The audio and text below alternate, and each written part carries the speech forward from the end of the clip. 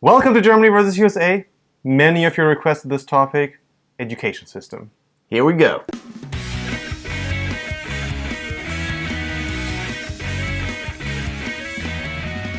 One thing also in like American high schools is you run into uniforms. And I don't think that's something y'all probably have. I don't know. I think there are some schools that have uniforms. It's probably private schools that would have them. Like at my school, there was a discussion that they were thinking about introducing them, but they did not. But way more school uniforms in the U.S. than there are in Germany. Yeah, I was actually in a high school that the year after I graduated, they went to uniforms. Okay. And there's like a huge debate when they were thinking about doing it. They started talking about it when I was in elementary school, and they didn't do it until by the time I graduated. Mm-hmm. And it was a private school. I don't know if public schools can really have uniforms. They can have dress codes. Yeah. But I don't think they have uniforms, and if they do, they're probably supplemented. Okay. But I could be entirely wrong on that. I don't find it like a bad idea actually, because the thing is like to me like the big thing is like about brand clothing, where like some kids can afford really expensive clothes and some kids might not be, and kids at a certain age are really mean. Right. They can be very mean, so it's probably not the worst idea to have uniform. I mean, or like a proper dress code, I guess. Yeah, I agree. I don't think uniforms are a terrible idea. I mean, for that very same reason. Yeah. And it's easy. Do you want the white shirt, the blue shirt, or that pair of khakis? It's just not a lot of thought behind it. I agree. School starts. And your school started what time in the morning? Well, depends. Classes started at 8 o'clock, but we were usually there at 6:30 for weights. Oh, to do weights? Mm-hmm. So, like to lift things? Yeah, to have like a morning practice or like weights or whatever. And then for sports. And then you would shower, have breakfast, and go. You would have breakfast at school also? Or? Oh no, we'd go and grab food actually. Okay. And then start school. So grab food, like go to like a little like breakfast place or something. Yeah. Okay. Yeah, that's Germany. My school started at 7:30. No one would come a minute earlier to do sports. You just came at 7:30, and then it lasted. In my school, in my time, it lasted until like 1 or 2 o'clock. But I think that has changed a little bit, where it's like a lot more in the afternoon. Yeah, y'all get out earlier than we do, but our vacations are slightly longer. I think so, yeah. Yeah, so I think we have like a little longer summer break, where you have a 2 months summer break, or it's almost 3. Okay, and we have like 6 weeks usually. Yeah, and then we have like a week and a half or 2 off for Christmas and a spring break and like a few minor holidays. And that's where I'm from. Different schools vary, and there's actually been debates of making them almost year round. Yeah, to just keep kids busy, so they're not like in summer with nothing to do. I've seen that where they have like a 12 week like period basically. So the kids go like 9 weeks to school and have 3 weeks off. 9 weeks to school, 3 weeks off. And in Germany, 6 weeks summer vacation, 2 weeks of like fall vacation, 2 weeks Christmas. And then Easter is another like 2 weeks, I think. And that also varies very much from state to state. So this is Lower Saxony speaking here. Yeah, I mean, it's the same thing where it varies. But stereotypical American school structure is like 8 a.m. till 3:15. 3:15? Mm-hmm. That's just, and it's done. But ours would end around 2:30, depending on your class structure, and then you'd go back to weights. Back doing sports? Yeah, back to doing sports, yeah. Yeah, I think, in Germany, I guess today is like also like late, till late in the afternoon. They have like 8th, 9th hour, where I often got off at like 1 or 2 o'clock actually, which was really, really nice because you had the afternoon for yourself. Corporal punishment, aka beating kids in school, is illegal in Germany, in East Germany since 1949, and in West Germany since 1979 or something. I think, is that backwards? No. So you could Germany, actually, in East Germany, you would think so, perhaps. It's actually can't beat kids in school in East Germany since 1949. Okay, that's when they got the constitution. Germany took a little. West Germany took. I said Germany. I mean West Germany. In West Germany, it took a little longer, I guess. Mississippi, you can still beat kids. You can still beat kids in school. It's a little sad. It's different. Well, this is not just different. This is also a little sad. Yeah. When we say beat children, I mean we mean like paddle. Nice spank. yeah, like spank, yeah. In my high school, when I was in 11th grade, I think, students were allowed to smoke at school. Like they had like That's a designated like smokers corner, like Raucherecke, and that's where the students would smoke. Sometimes with teachers, like hang out together and have a smoke. No, no. I went to a school that was tobacco free, and I'm pretty sure every school in the U.S. is tobacco free. Yeah. I'll make that generalization. It's tobacco free. Yeah, in Germany, it changed when I got in 12th grade. I think they forbade, is that the right term? They forbade that at my school. I'm not sure if there are still states out there or like schools that allow smoking in school. I would love to hear some comments about that. I would be interested. It's a state, depending on the state law. Some states are 18 to buy cigarettes. Some states are 19. Yeah, in Germany, right? Yes, sorry, yeah. Right. So maybe they can't. They can't stop you from smoking, but they just like anything else, they can be like, no tobacco on this premises. Okay. Yeah. Well, tell us, smokers in German schools. Tell us about it. When you were in high school, how much freedom did you have picking your classes? Well, in my school, 5th grade, English is mandatory in secondary education in German schools. So 5th grade, I had English, no choice. In 7th grade, I had to choose Latin because like the school I went to was like a private, like a Unitarian-focused school.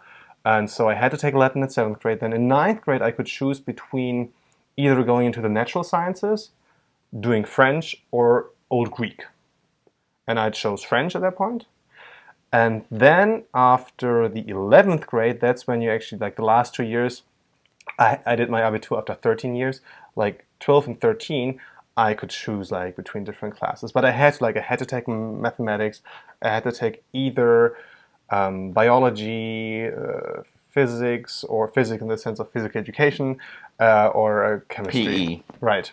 Yeah, ours in high school, we had a few different language options. I think it's a 2-year requirement. I did Spanish, and that's pretty much the last time I've touched on Spanish, which I wish I knew more because it is pretty important now. Yeah. But yeah, I did Spanish, and you had some options like different business classes or like a few like arts classes or like you could use an elective for like weights or whatever. So, but you didn't really have a lot of freedom where I went to school. It was very, very structured and like, 8 to 9 was English, 9 to 10 was history. Where we have in some high schools and colleges, you have what's called block scheduling, where so you're like Monday, Wednesday, Friday, you have English from 8 to 10:30. Tuesday, Thursday, you have history, 9:15 to 11 or whatever. And then you finish those classes like semester by semester instead of by the year. So you actually finish them quicker. Okay. And so if your high school does that, you can actually finish your senior year of high school a year early and enroll into college a semester ahead of time if you wanted to do that. Okay. Actually, let's talk about those, because I think many Germans will be confused. Senior year is like last year in high school, right? Right. 12th grade, yeah. Junior year is 11th grade? Yep. What is before that? 10th grade, sophomore. Sophomore, and before that? Freshman, 9th grade. So you would say freshman high school, right? Okay. And the same applies basically for college level, right? Yeah, so same. Freshman, sophomore, junior, and senior year. And right? then if you did a victory lap, that's your 5th year in college. Yeah, I call victory lap. Yeah, victory lap. And some programs are 5 years. So. Okay. So when you're a senior in high school, you usually have a few classes left, and then you go to college. It's all about going to college. But in Germany, you're what? You have basically your 13th and 14th year, right? Where you kind of you already know. Like, no 14th year. So actually, right now, a lot of classes, it's called the G8 process, the G8 process, I guess, where they're actually like limiting the years from 13 to 12 years of school. So I was like, for example, when I did 13 years in Lower Saxony, people finishing school right now, they finish school after 12 years. And that is changing in all states right now. And they are going back and forth because some states are going, no, 12 years is not enough time to actually, get prepared for college. And so it's very, very, like, it's a change in the structure basically right now. But in your 13th year, you knew what you wanted to focus in college, right? I mean, you were getting geared up for that. Right, because in my case, for 12th and 13th grade, you could, choose like special classes that were like super intense. I had a Leistungskurse, LKs, and yeah, you could, definitely, shift into a certain direction that you want to go to. Whereas I think that's what you do in your first year of college, right? Right. So as a freshman and sophomore, you're taking a lot of electives, and that's just basically stuff you've already gone over. You're doing history again. Electives is classes you can choose, right? Yes, but you you can choose them, but you can only kind of escape them so long. Okay. So like you're going to take, English again, public speaking. You're going to take probably a history class. Okay. Mathematics, I guess. Yeah, you're going to take, depending on your mathematical route, you're going to take some type of math your freshman, sophomore year. Like I did, I can't remember, like a couple algebras and then some calculus classes. Mm-hmm. And then when I decided to go into my degree, I didn't have to retake like their specific math. Okay. Because I'd already had it, because I had a math field. Okay. But that's your freshman, sophomore year. So if you were to go to like an American college and you study law, you would still have to take geology classes. Right. You're still going to have to take a geology Look class. at the rocks. Yeah. You're going to take a biology class. You're going to, take some stuff that you're never really going to use again. But I think it's good. Actually, I got into a discussion with one of my German professors about this one day, about the differences. And she brought up like such a valid point that like you shouldn't take that for granted, because it really may be the last time in your life that you're exposed to these different fields. It's true, and so just kind of take it for what it's worth. Right. Whereas in Germany, if you choose a certain like field of study, if you're going to decide for studying law, the only thing you'll be doing is law. I mean, if you're studying business, you will only be have to do with business, and so that's we call those upper level classes. And so once you're entering in, if if you decide your freshman year, your curriculum can be molded towards getting you finished quicker.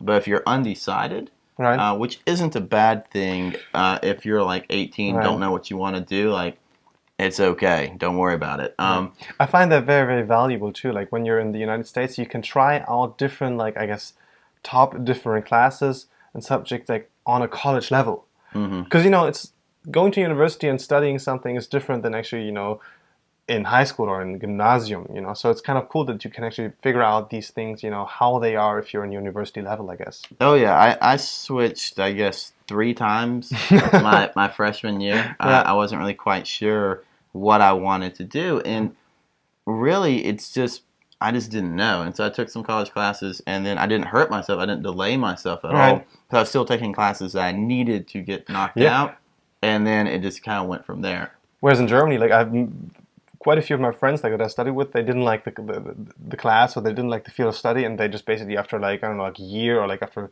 3-4 semesters, they were like, nope, gotta cancel it. And I mean, if you then choose a similar field of studies, you might be able to, get credited or to use some of the credits. But if you're using a different field of study, it's a completely start over. You have to entirely start over. Right, and once you get into your upper level classes, it's going to be the same, right? It's going to be the same. Right. So, because you're taking all your law classes, all your, business classes, whatever. Right. So, if you're like, oh, I'm majoring in business, and all of a sudden you want to wake up and be Indiana Jones, you're going to have to start way back over, for geology and geography and everything else. Okay. So, it's similar in that, but we are a little delayed. So, do you remember when we were in Germany and the students went on strike over book fees in college? No, but yeah, I mean, that happens. Yeah, they were striking because they were having to pay for books. Look at those face. Actually, they striked a lot in 2009, 2010, 2011 because they had to pay for the university for tuition. What is the average tuition? Actually, they got rid of the tuition in almost all states now. They changed it back basically. It used to be around 500 or 750 euros per semester, so about 1,500 euros per year. That's close to the 14,000 for room and board per semester on public universities. Not to mention 14,000. Yeah, not to mention private universities are around 35 to 40,000 per semester. Yeah, that doesn't include your books or anything else. That's just room and board. So just like having a place to sleep, and maybe sometimes they'll throw you a used book, or but you're always gonna have to buy that extra Age of Goethe book that no one can find. Well, in Germany, education is free basically. And I think that's awesome. Yeah. If you want to go to like one of the Ivy League colleges like Yale or Harvard, it's gonna cost you around $40,000 to $60,000 a year. Yeah, it's so basically you're in deep debt once you start, working, I guess. Yeah, there's a lot of, there's a big thing right now in the States about like student loans, because so many people have them because the price of our tuitions are so expensive. Right. Where I think it's really cool that, Germany takes care of the education. Yes, they do to a certain extent, but the education system, these universities that you have to pay for a lot of money, they are really, really amazing universities in the US. If you want to get that kind of education in a German university, you got to be very lucky to go to one of the top ones, or you got to go to a private university in Germany. We have those as well. They're also very expensive, but the private universities in the US are really, really amazing places. Yeah, and there's some really amazing public universities as well. Yeah, right. Berkeley in California is a very, very successful public university. And they have it's really hard to get into that, right? Yeah, it is. And there's lots of different colleges. You can just name and name and name. Hell, Texas probably has more colleges in some countries. There's lots of school options here. Yeah. That's a little bit on education. We apologize because there's so much. I don't know. We did jump in topics a lot. Yeah, but it's a broad topic. That's why there's the community, and we do want to hear from you and see kind of your experiences. If people have done exchange programs where they went to high school. Yeah, we didn't even go into that at all. We didn't even touch on that. So comment on that. Also, Waiting on Superman is a great American education documentary to kind of just give you more on the craziness of education. Yeah, there we go. And leave some comments about the Waldorfschule. I did actually that's a different school. They can dance their names actually, and they learn Russian also. Well, we're going to hear in the comments about that. I want to hear about that. That's an education. Auf Wiedersehen. Y'all take it easy.